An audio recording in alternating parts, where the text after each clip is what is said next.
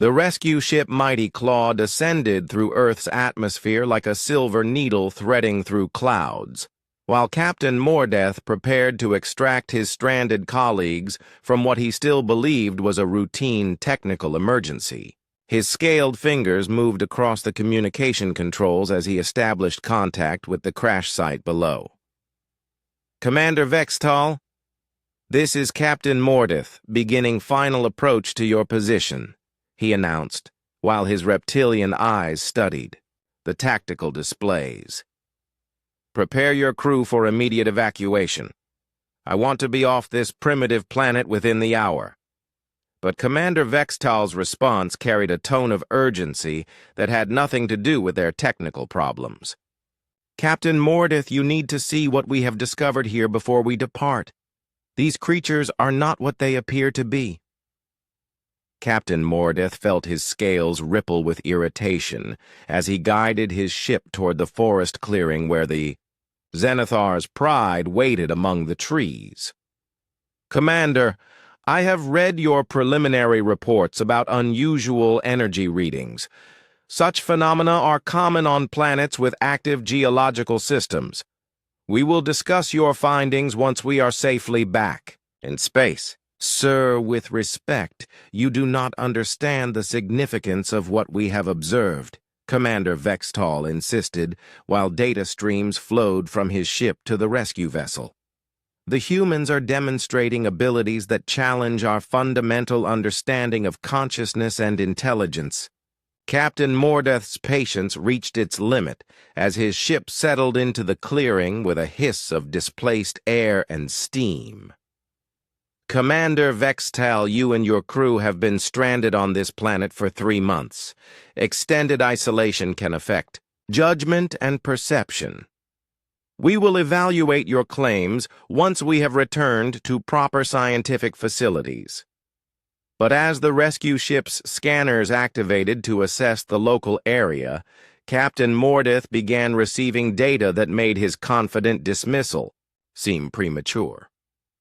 His science officer, Lieutenant Kexara, approached him with readings that defied easy explanation. "Sir, our scanners are detecting massive quantum field fluctuations across this entire region," she reported, while her tentacles moved nervously across her control surfaces. "The patterns appear to be centered on the local population rather than any natural phenomena."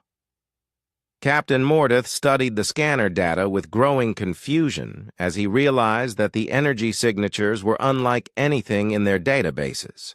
"Are you certain these readings are accurate?"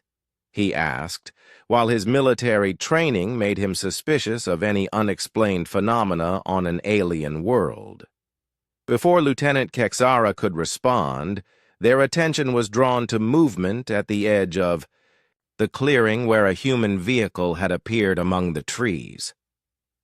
Jake Murphy's pickup truck emerged from the forest road and stopped near the alien ships, while its human driver sat motionless behind the steering wheel. "Sir, we have been detected by one of the local inhabitants," Lieutenant Kexara announced with alarm in her voice. "Recommend immediate defensive measures." But Captain Mordeth was more puzzled than concerned as he watched the human simply sit in his vehicle without showing any signs of fear or aggression. "How did he locate our position through our stealth barriers?" he asked, while studying tactical displays that showed their concealment systems were functioning normally. The answer came from Commander Vextal, whose voice carried a mixture of scientific fascination and deep concern. "Captain, the humans appear to possess intuitive abilities that allow them to sense things beyond their normal sensory range. This individual has been drawn to our location by instincts we do not fully understand." Jake Murphy sat in his truck, while his mind tried to process what his eyes were telling him. 2 massive metallic ships rested in the forest clearing like sleeping giants from another world. Their smooth surfaces reflected the morning sunlight, and their alien architecture was unlike anything he had ever imagined. But instead of fear, Jake felt a strange sense of rightness, as if he had been meant to find these visitors from space. The same instinct that helped him know where building components belonged was now telling him that these aliens were not dangerous, despite their obviously advanced technology. Jake opened his truck door and stepped onto the forest floor while his construction worker's practical mind assessed the situation. The ship showed signs of damage and repair work, which suggested that their occupants were stranded rather than invading. His natural inclination to help people in trouble overcame any concerns about the strangeness of the situation. Inside, the rescue ship Captain Mordeth watched in amazement as the human approached their vessels without weapons or apparent fear.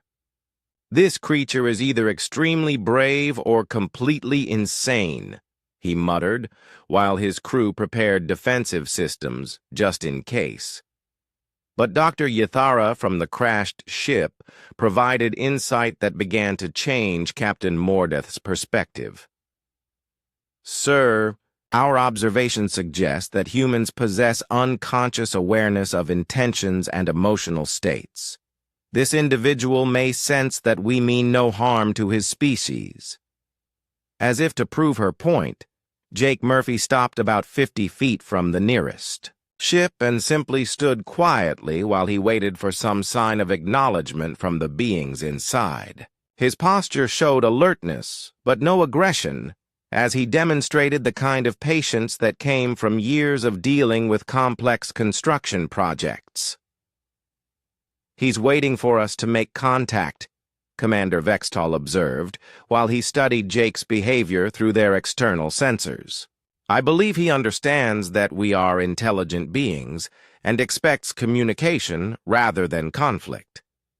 Captain Mordeth found himself faced with a situation that military protocols had not prepared him for. First contact with primitive species was supposed to involve careful observation and gradual introduction of advanced concepts. But this human had somehow found them despite their stealth technology and was calmly waiting for them to respond to his presence. "Recommendations," Captain Mordeth asked his senior officers while he tried to decide how to handle this unprecedented situation. "Sir, our standing orders prohibit direct contact with pre-spaceflight civilizations," Lieutenant Kexara reminded him while she referenced their mission protocols. "We should activate our defensive systems and depart immediately." But Commander Vextal had a different perspective based on his months of observation. "Captain, I believe we are past the point of avoiding contact. This individual and others like him have been unconsciously aware of our presence for weeks. Their abilities suggest that concealment may be impossible with this species." As they debated their options, Jake Murphy was joined by 3 other vehicles that emerged from the forest roads. Lisa Brown climbed out of her small car, followed by Tony Garcia, who had driven his repair truck to the location. Amy White arrived on her motorcycle, having somehow known exactly where to find what her instincts told her was the most important event in human history. "Sir, we now have 4 humans at our location," Lieutenant Kexara reported with growing anxiety. "Their arrival pattern suggests coordinated action despite no apparent communication between them." Captain Mordeth realized that whatever was happening went far beyond simple curiosity or coincidence. These humans had been drawn to this location by abilities that his empire's science could not explain. Their calm behavior suggested intelligence and peaceful intentions, but their unknown capabilities made them potentially dangerous. "Open a communication channel," he decided, while his military training told him that the situation had moved beyond their ability to control through conventional means. "If contact is inevitable, we should establish it on our terms." Jake Murphy felt a moment of profound awe as a section of the nearest ship opened to reveal beings that were clearly not from Earth. Commander Vexatal emerged first with his purple skin and 3 eyes, followed by Dr. Yathara, whose tentacles moved in patterns that somehow conveyed peaceful intentions despite her alien appearance.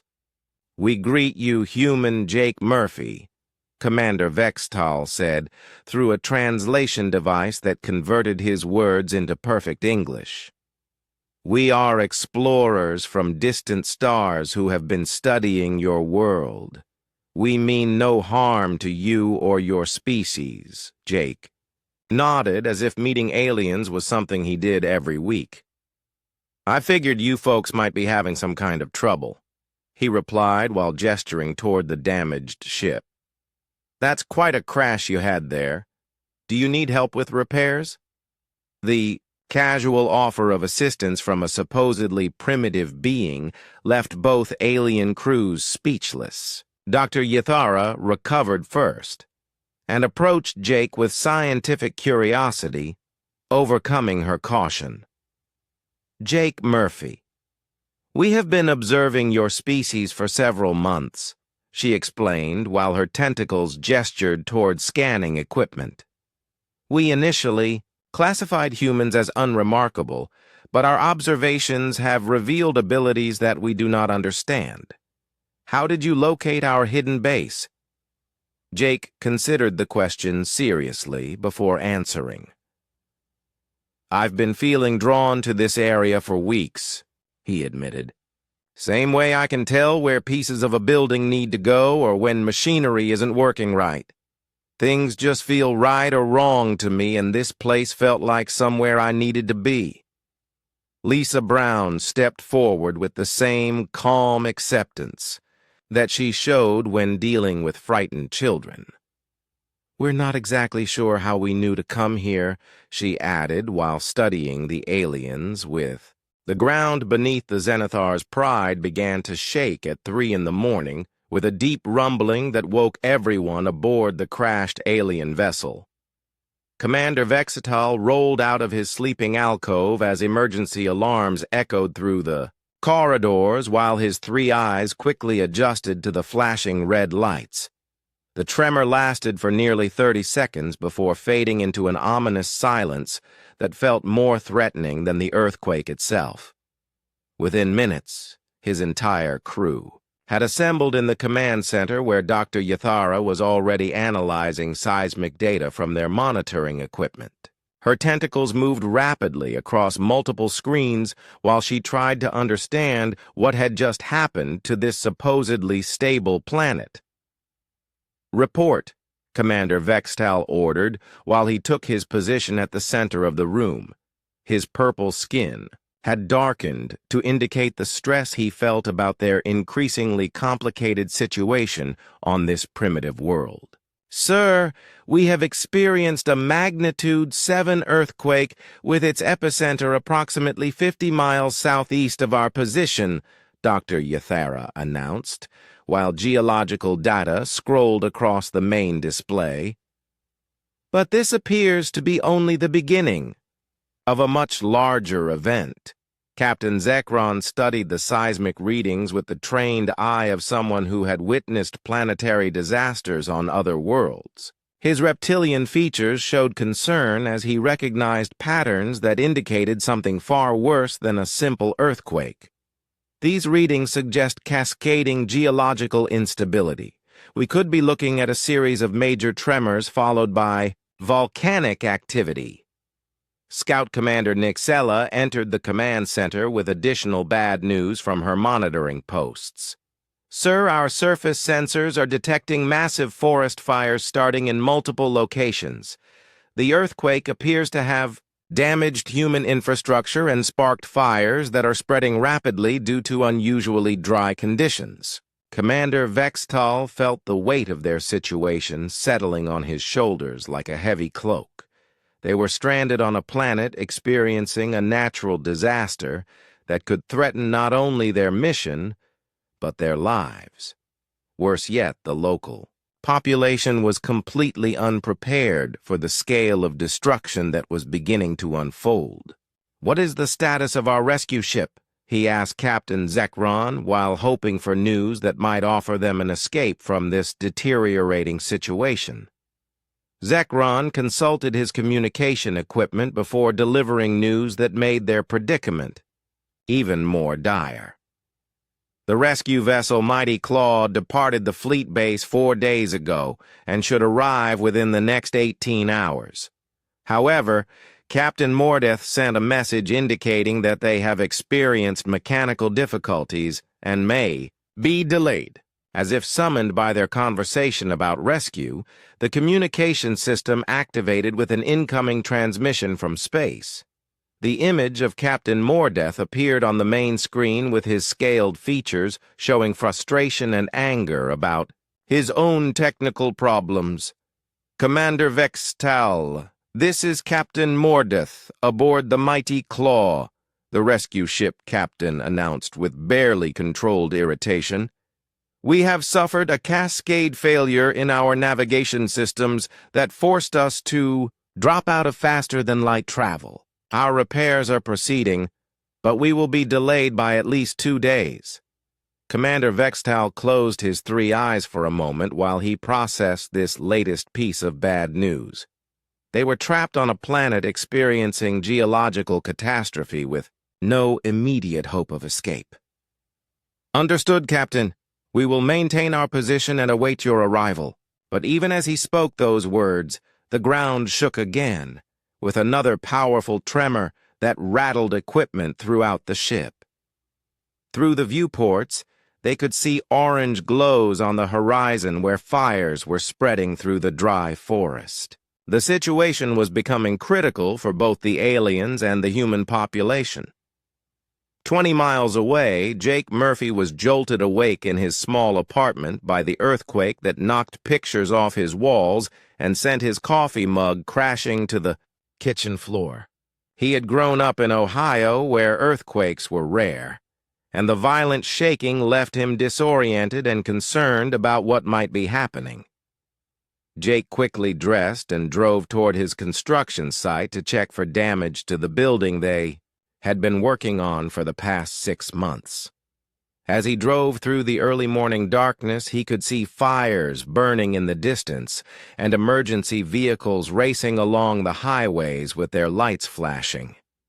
When he arrived at the construction site, Jake discovered that the earthquake had caused part of their partially completed building to collapse. Steel beams lay twisted on the ground, and concrete walls had cracked in ways that made the structure unsafe. But as he walked through the debris, Jake noticed something that made no sense according to everything he knew about engineering. The building had collapsed in a pattern that seemed almost deliberate, as if the structure had been designed to fail in a way that would cause the least possible damage. Support beams had bent rather than breaking completely, and the concrete had cracked along lines that actually strengthened the remaining walls rather than weakening them. Jake stood among the wreckage, while a strange feeling grew in his mind. He found himself understanding exactly how the building could be repaired and strengthened to withstand future earthquakes. The knowledge came to him without conscious thought, as if the damaged structure was telling him what it needed to become, whole again. In her small house across town, Lisa Brown was awakened by crying from her neighbor's children, who had been frightened by the earthquake. Without hesitation, she dressed quickly and went to help calm the scared youngsters while their parents dealt with damage to their home. When Lisa arrived next door, she found 3 children huddled in a closet while their mother tried to comfort them. The children were crying and shaking with fear about the possibility of more earthquakes. Lisa knelt down among them and began speaking in the same gentle voice she used in her classroom. As she talked to the frightened children, something remarkable began to happen. The fear seemed to drain out of them, as if Lisa was somehow absorbing their terror and replacing it with her own calm confidence. Within minutes, the children had stopped crying and were listening to a story she told about brave animals who helped. each other during storms. Lisa's neighbor watched in amazement as her children went from panic to peaceful sleep in Lisa's arms. "How do you do that?" the mother asked with wonder in her voice. "It's like you have magic powers with children." But Lisa had no explanation for what happened when she comforted scared children. She only knew that she could sense their emotions and somehow share her own strength with them during difficult times. Tonight, that ability seemed stronger than usual, as if the crisis had awakened something deeper inside her. Across town, Tony Garcia was dealing with his own emergency as people brought damaged vehicles to his repair shop throughout the night. Cars and trucks had been damaged by falling debris, and many had electronic systems that had been disrupted by the seismic activity. Tony worked through the early morning hours, repairing vehicles that should have required specialized computer equipment to diagnose. But as he had done many times before, he simply placed his hands on the damaged components and somehow knew exactly what was wrong and how to fix it. One particularly challenging case involved a rescue vehicle that had suffered complete electrical failure after being struck by falling power lines. The truck's electronic systems had been fried beyond what any normal repair shop could handle, but Tony felt compelled to try anyway. He spent 2 hours working on circuits and connections that he had never seen before, using knowledge that seemed to flow into his mind from somewhere beyond his conscious understanding. When he was finished, the rescue truck started immediately, and all its systems functioned perfectly. The emergency workers who came to collect their vehicle were amazed that Tony had been able to repair damage that should have required replacement of the entire electrical system. "How did you know how to fix something this complex?" asked the fire chief while he tested the truck's equipment. Tony could only shrug and say that sometimes machines told him what they needed.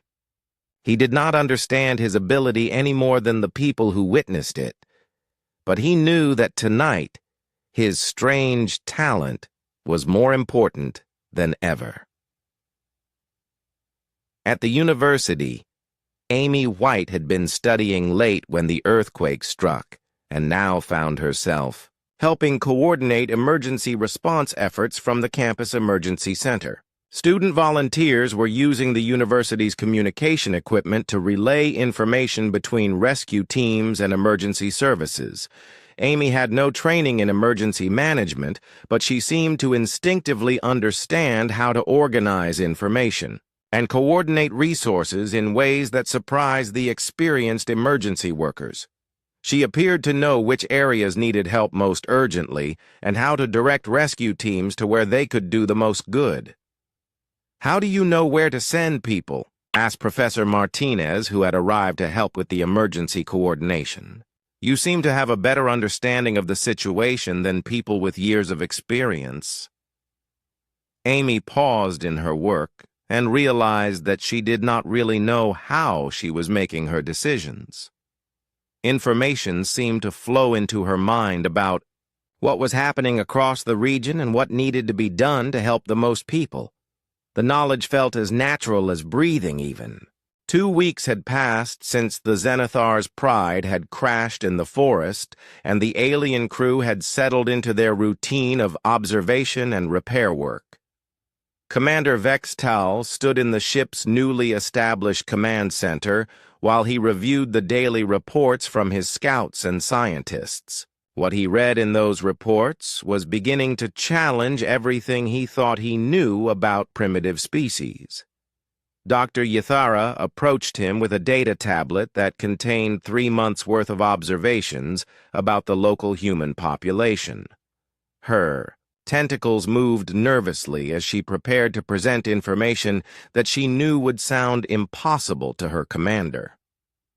"Sir, I believe we need to reconsider our initial assessment of these creatures." Commander Vextal turned his 3 eyes toward his science officer with the patience of someone who had heard many unlikely theories during his long career. "What have you discovered that changes our evaluation?" he asked, while his purple skin remained its normal shade of calm authority. "The humans are demonstrating capabilities that our scans did not detect," Yathara began while she activated a holographic display that showed various incidents they had recorded. "Watch this recording from Observation Post 7. The hologram showed Jake Murphy working at his construction site, where a massive crane was lifting steel beams to the top of a building under construction. As they watched the recording, the crane began to tilt dangerously when its stabilizing legs started to sink into soft ground. The normal response would have been for workers to evacuate the area, while engineers calculated how to safely lower the load. Instead, Jake Murphy ran directly toward the unstable crane while his co-workers shouted warnings. He positioned himself at what appeared to be a random location and braced his shoulder against one of the crane's support legs. The massive machine, which weighed hundreds of tons, somehow stabilized with Jake's minor adjustment. The crane operator was able to safely lower the steel beam and reposition the equipment. "Our calculations show that a human of his size and strength could not possibly have provided enough force to stabilize that crane," Dr. Yathara explained while the hologram replayed the scene. "Yet somehow his actions prevented what should have been a catastrophic collapse." Commander Vextall studied the recording with growing interest. His military training had taught him to recognize when something did not follow standard physics.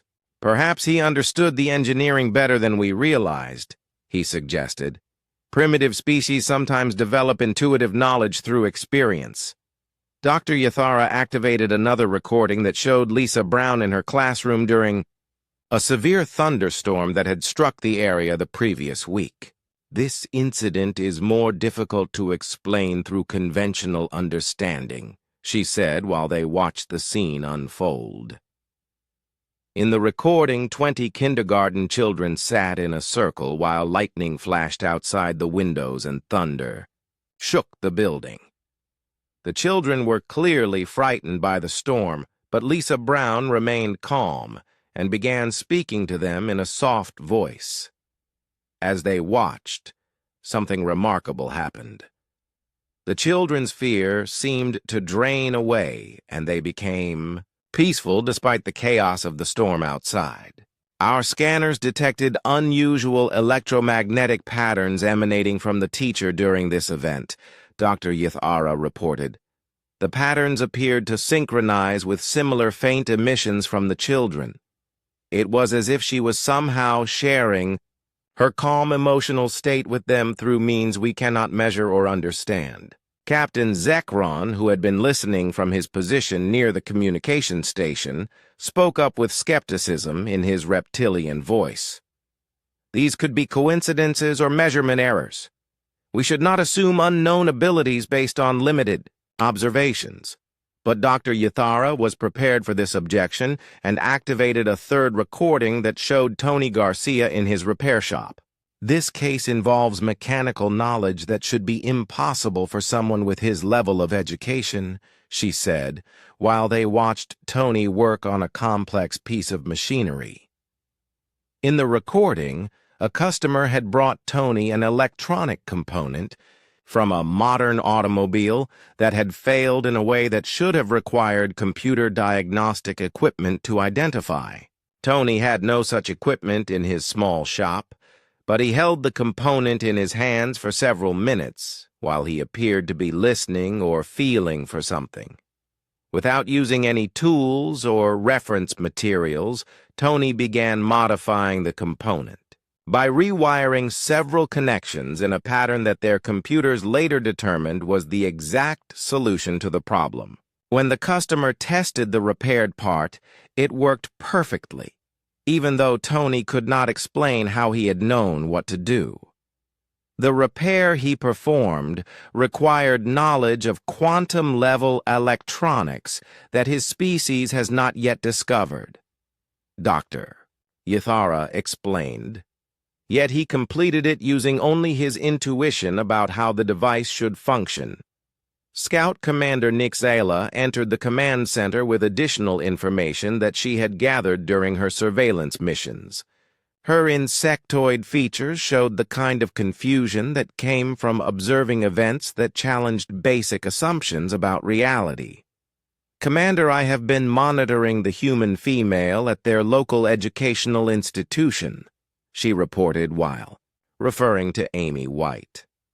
Her test scores and academic performance suggest abilities that exceed what our scans indicated was possible for her neural capacity. Nixala activated a recording that showed Amy sitting in a physics classroom where the professor was presenting a complex problem about quantum mechanics. The problem required mathematical knowledge that was supposedly beyond what any undergraduate student should possess. While other students struggled with calculations and consulted their textbooks, Amy simply stared at the equations on the board for a few moments before writing down an answer. When the professor checked her work, he discovered that she had not only solved the problem correctly, but had used a more elegant method than the one he had planned to teach. When questioned about her solution method, she said the answer just felt right to her, Nixala reported. She could not explain her reasoning, but her intuitive approach was mathematically superior to conventional methods. Commander Vexatal felt his skin begin to darken as stress built up inside him. These reports described abilities that should not exist among primitive species. His empire had encountered hundreds of civilizations, and none had shown such capabilities, without first developing advanced technology and scientific understanding. Could these be isolated cases? He asked, while he tried to find a rational explanation. Perhaps these few individuals are mutations, or represent the early emergence of evolution in their species. Dr. Yithara shook her head while her tentacles moved in patterns that indicated deep concern. Sir, we have now documented similar incidents involving dozens of humans across the local population. The abilities appear to be present in varying degrees among all of them. Most seem completely unaware that they possess any unusual capabilities. She activated a summary display that showed energy readings taken from the human population over the past 2 weeks. The data revealed subtle but consistent patterns of electromagnetic activity that spiked whenever humans faced challenging or stressful situations. The energy signatures are unlike anything in our databases, she continued. They appear to be quantum field fluctuations that somehow enhance the human's problem-solving abilities and situational awareness. The effect is so subtle that our most sensitive equipment can barely detect it. Captain Zekron studied the data with growing unease. His military background had taught him to recognize potential threats even when they did not conform to expected patterns. If these creatures possess abilities we cannot understand, they may be more dangerous than we initially assessed. But Commander Vextal was thinking about implications that went beyond simple threat assessment. If humans had developed consciousness-based abilities that operated outside known physical laws, it could revolutionize their understanding of intelligence and evolution. Such a discovery would be the most significant finding in the Empire's history. Continue the observations, he ordered his crew. I want detailed documentation of every incident that suggests unusual abilities. Monitor the energy patterns and try to determine what triggers these events. Most importantly, maintain absolute secrecy about our presence here. As his crew returned to their duties, Commander Vextal remained alone with his thoughts about what they had discovered. The galaxy was full of species that had developed advanced technology, but none had shown signs of consciousness that could directly influence physical reality. If humans possessed such abilities while still in their primitive stage of development, it raised profound questions about the nature of intelligence itself. Deep in his mind, a voice of caution warned him that they might be dealing with something beyond their ability to understand or control. But his scientific curiosity was stronger than his fear, and he was determined to learn everything possible about these remarkable creatures before rescue arrived. Outside the hidden alien base, Jake Murphy drove his pickup truck along the forest roads after finishing another day of construction work. Something had been drawing him toward this area for weeks, even though he could not explain why. As he drove, he felt the same strange sense of 3 days later. The quiet hum of the Zenithar's pride turned into urgent alarms that echoed through every corridor of the massive ship. Commander Vextal rushed to the bridge while emergency lights flashed red and yellow across the walls. His 3 eyes quickly scanned the damage reports that scrolled across the main screen while his crew worked frantically at their stations. "Report," commanded Vextal as he took his position at the center of the bridge. His voice remained calm despite the chaos around him, but his purple skin had darkened to a deeper shade that indicated stress among his species. Chief Engineer Korth Val spoke through the communication system from deep within the ship's engine room. His voice crackled with static and concern. "Commander, we have suffered a cascade failure in the primary power coupling. The quantum drive has shut down automatically to prevent a core breach. We are running on emergency power only." Dr. Yathara looked up from her scanning station with worry written across her tentacled features. "Sir, we are caught in the planet's gravity well. Without main power, we cannot maintain our orbit. We have perhaps 6 hours before we begin an uncontrolled descent into the atmosphere." Captain Zekron hissed softly through his reptilian teeth as he calculated their options. His scaled hands moved across his command console while he tried to find a solution to their predicament. "Can we repair the damage before we lose orbital stability?" he asked the chief engineer. Korth Val's response came after a long pause that felt like an eternity to everyone on the bridge. "Negative, sir. The repairs will require at least 2 days, and we need specialized components that we do not have in our spare parts inventory. I recommend we prepare for an emergency landing while we still have some control over our descent, Commander." Vextal felt the weight of command settle heavily on his shoulders. In his long career exploring the galaxy, he had faced many dangerous situations, but being stranded on a primitive planet was something he had hoped to avoid. He knew that calling for rescue would take months, and their advanced technology could not fall into the hands of the local population. "Prepare for emergency landing procedures," he ordered his crew.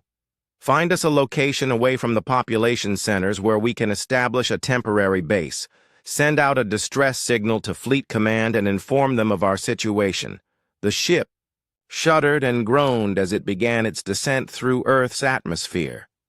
The crew worked with practiced efficiency to prepare for what they hoped would be a controlled crash landing. Emergency systems engaged automatically while the ship's computers searched for the best possible landing site. On the surface below Jake, Murphy was setting up equipment for another day of construction work when he noticed something strange in the morning sky. A bright streak of light moved across the blue expanse from east to west, leaving a trail of vapor behind it. At first he thought it might be a military aircraft or perhaps a meteor, but something about its movement seemed different. "Hey, Rick, you see that?" Jake called out to his supervisor while pointing at the sky. Rick Davis looked up from his clipboard and squinted against the bright morning sun. "Probably just a military test or something," Rick replied with a shrug. "You know how they are always flying new stuff around here. Get back to work, Jake. We have a schedule to keep." But Jake continued to watch the strange object as it disappeared behind a line of trees about 10 miles away.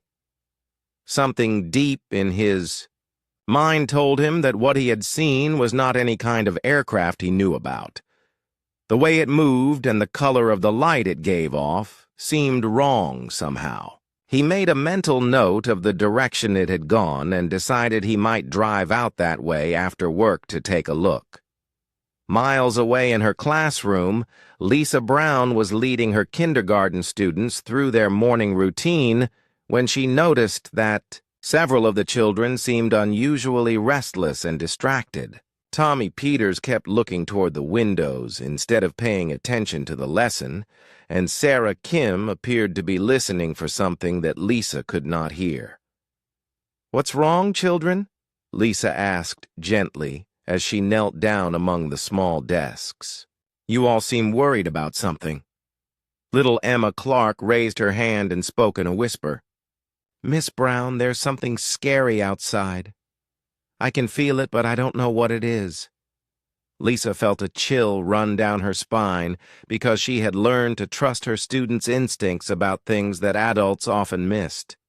Children seemed to sense danger or change in ways that grown-ups had forgotten. She walked to the window and looked out at the playground and the woods beyond, but saw nothing unusual. "It's okay, children," she said in her most reassuring voice. "Whatever you're sensing, we're safe here in our classroom. Let's focus on our reading lesson and try not to worry." But Lisa could not shake the feeling that something important had happened, even though she could not say what it was. She made sure to keep the children close to the school building during recess and found herself checking the windows more often than usual throughout the day. In his repair shop, Tony Garcia was working on Mrs. Henderson's truck when he heard what sounded like distant thunder, even though the sky was clear and sunny. He paused in his work and listened carefully, but the sound did not repeat. His hands were still resting on the truck's engine when he felt a strange vibration that seemed to come through the ground rather than the air. Tony walked outside and looked around the parking lot, but everything appeared normal. Cars drove by on the street and people went about their business as if nothing had happened. But Tony's instincts told him that something was different. He had felt similar vibrations during his time in the military when heavy aircraft crashed during training. "Exercises?" He went back inside and tried to concentrate on his work, but his mind kept wandering to the strange sound and vibration. Throughout the day, he found himself looking toward the north where the sound had seemed to come from. When customers asked him about it, he just said he thought he had heard thunder, but he did not really believe that explanation himself. At the university, Amy White was sitting in her physics class when the professor was explaining concepts about gravity and orbital mechanics. As he drew diagrams on the whiteboard, Amy found herself thinking about objects falling from space and what would happen if something large entered Earth's atmosphere at high speed. The professor noticed that Amy seemed distracted and asked her a question about escape velocity. Without really thinking about it, Amy gave an answer that was more detailed and accurate than anything they had covered in class. She described the physics of atmospheric entry and the problems that would face any object trying to land safely on a planet's surface. "That's excellent, Amy," said Professor Martinez with surprise. "Have you been doing additional reading on this topic?" Amy shook her head and felt confused about where her answer had come from. "No, sir, I just had a feeling about how it would work." The professor looked puzzled, but continued with his lesson while Amy tried to understand why she had suddenly known so much about something they had barely discussed. Deep in the forest north of town, the Zenithar's pride settled into a clearing with a grinding crash that shook the ground for miles around. Trees splintered and fell while the ship's hull scraped against rocks and earth before finally coming to rest in a cloud of dust and steam. Emergency systems hissed and sparked while the crew checked for injuries and damage. Commander Vextall, pulled himself up from the floor where the impact had thrown him, and quickly assessed the situation. His ship was damaged but intact, and his crew appeared to be mostly unhurt. The bridge still functioned, and their scanning equipment remained operational. "Damage report," he called out while alarms continued to sound throughout the ship. "Chief Engineer." Korthval's voice came through the communication system with relief evident in his tone. "We have landing, sir. Hull integrity is maintained and life support is functioning normally. The quantum drive will require extensive repairs, but we have time to work on it now." Scout Commander Nix Ella approached the commander with a tablet containing information about their new location. Her insectoid features showed no emotion, but her antenna twitched in a way that indicated concern. "Sir, we have landed approximately 15 miles from the nearest human population center. Our scans show that the crash was detected by their primitive monitoring equipment, but they appear to believe it was a natural meteor impact." Dr. Yithara looked up from her scanning station with interesting news. "Commander, I am detecting unusual energy patterns from the direction of the human settlements. The readings are very faint, but they seem to be increasing in intensity since our arrival." Commander Vextal considered this information while he planned their next course of action. They would need to establish a secure perimeter around their ship and begin repairs while remaining hidden from the local population. The last thing they needed was contact with primitive aliens who might panic or try to interfere with their work. "We will establish a temporary base here while we repair the ship," he decided. "Deploy stealth barriers around the perimeter and begin extended observation of the local humans. I want to know everything about their capabilities and technology before rescue arrives." Captain Zekron nodded his agreement, but privately wondered about the stars looked different from the bridge of the Zenithar's Pride as it moved through space like a silent hunter searching for new worlds to study. Commander Vextal stood with his 4 arms crossed behind his back, while he watched the blue and green planet grow larger on the main screen. His purple skin shimmered under the ship's lights, and his 3 eyes focused on what his crew called Planet X-47, but what the beings living there called Earth. Dr. Yithara moved her tentacles across the scanning equipment while she gathered information about the planet below.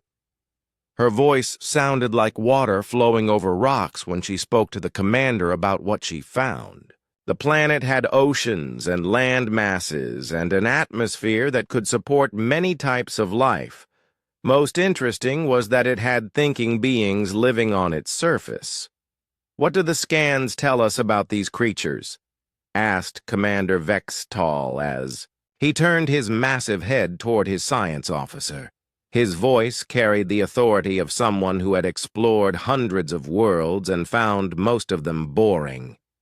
Yithara's tentacles continued to dance across her controls while she read the information flowing across her screens. They appear to be carbon-based life forms with 2 arms and 2 legs. They walk upright and have developed basic tools and simple machines. Their brains show activity, but nothing beyond what we would expect from a primitive species. They have not yet learned to travel between stars, and their technology is very basic. Captain Zekron shifted his weight on his command chair, and his scales made a soft scraping sound against the metal. His reptilian features showed no emotion as he listened to the report. "How long have they been civilized?" he asked, while his forked tongue tasted the air. "Our analysis suggests they developed agriculture about 10,000 of their years ago and have been building cities for several thousand years. They discovered electricity recently and have just begun to split the atom. By our standards, they are still children playing with dangerous toys they do not understand." Commander Vextal nodded his approval. This was exactly what he expected to find on most worlds that supported intelligent life. The galaxy was full of species that followed predictable patterns of development. They learned to make fire then. Tools, then weapons, then cities, then eventually they either destroyed themselves or learned to travel among the stars. Very few surprised him anymore. Far below on the planet's surface, Jake Murphy wiped sweat from his forehead as he guided the steel beam into place with the construction crane. The summer heat in Ohio made his work shirt stick to his back, but he had been doing construction work for 12 years and was used to hard labor. He called out instructions to his crew while they positioned the beam exactly where the blueprints showed it should go. "Easy does it, Pete," Jake shouted to the crane operator. "Bring her down slow and steady." The massive beam weighed several tons, but Jake could tell by watching how it moved whether it would fit properly into place. He had developed an instinct for this kind of work that his supervisor, Rick Davis, said was unusual for someone without engineering training. Jake guided the beam with hand signals until it settled into position with a satisfying clank of metal against metal. He felt a strange sense of satisfaction when everything fit together perfectly, as if the building itself was telling him where each piece belonged. His co-workers joked that he could probably build a skyscraper with his eyes closed, but Jake just smiled and said he had been lucky to find work he enjoyed. In Oregon, Lisa Brown sat in a circle with 20 kindergarten children while she read them a story about a rabbit who learned to be brave. Her voice was soft and gentle as she showed them the pictures in the book. She noticed that Tommy Peters was fidgeting more than usual and that Sarah Kim looked sad about something. Lisa had taught children for 8 years and had developed what other teachers called an unusual ability to sense when something was wrong with her students. After story time, Lisa asked Tommy to help her clean the art supplies while the other children played. She knelt down to his level and spoke quietly, so the others could not hear. "Is everything okay at home, Tommy?" she asked with genuine concern in her voice. The little boy looked surprised that she knew something was bothering him, but he nodded and told her that his parents had been arguing a lot lately. Lisa gave Tommy a gentle hug and told him that sometimes grown-ups had problems that were not his fault. She made a mental note to speak with the school counselor about checking on Tommy's home situation. She had learned to trust her instincts about when children needed extra help, even when they could not put their feelings into words. In Texas, Tony Garcia lay under the hood of a 1987 pickup truck while he listened to the engine idle. The truck belonged to Mrs. Henderson, who lived down the street from his repair shop. She had brought it in because it was making strange noises and running rough. Tony had been a mechanic for 15 years and could usually diagnose engine problems just by listening to how they sounded. But this truck was different. The computer diagnostic equipment showed that everything was working properly, but Tony could sense that something was not right. He closed his eyes and let his hands move over the engine components while he tried to feel what was wrong. His fingers found a loose connection that the computer had missed, and when he tightened it, the rough idle disappeared. Tony wiped his hands on a shop rag and smiled. His father had been a mechanic and had taught him that sometimes you had to trust your gut instead of relying only on fancy equipment. "Machines have personalities just like people," his father used to say. "If you learn to listen, they will tell you what they need." In Florida, Amy White sat in her college dormitory room while she struggled with a physics assignment that was due the next morning. The problems involved calculating the motion of objects in space and required advanced mathematics that she found difficult. She had always been good at math, but this level of complexity made her head hurt. Amy stared at the equations on her computer screen and tried to understand what they meant. Suddenly, she had a strange feeling that the answer was simpler than it appeared. Instead of working through all the complicated calculations, she wrote down a much shorter solution that seemed to come from nowhere. When she checked her work using the professor's method, she discovered that her intuitive answer was correct. This was not the first time Amy had experienced something like this. Throughout high school and college, she had often found herself knowing the right answers to questions before she fully understood why they were right. Her professors said she had good mathematical intuition, but Amy sometimes wondered if it was something more than that. High above them all, the crew of Zenithar's Pride continued their scanning and analysis. They recorded the humans going about, their daily activities, and noted their basic technology and simple social structures. Nothing they observed suggested that these creatures were anything more than another primitive species following the standard path of development. Dr. Yithara compiled her initial report while she prepared to recommend that they move on to more interesting worlds. She classified the humans as unremarkable and noted that they showed no signs of unusual abilities or advanced potential. Her scanners detected only normal biological activity and standard electromagnetic patterns from their brains. But Captain Zekron noticed something odd in the energy readings from the planet's surface. There were brief spikes of unusual activity that did not match any known natural phenomena. When he mentioned this to his science officer, she dismissed it as sensor interference from the planet's magnetic field. Commander Vextal made the decision to continue their survey of this solar system and then move on to the next cluster of stars. He had no interest in spending more time studying what appeared to be just another world full of primitive beings who had not yet learned to reach for the stars.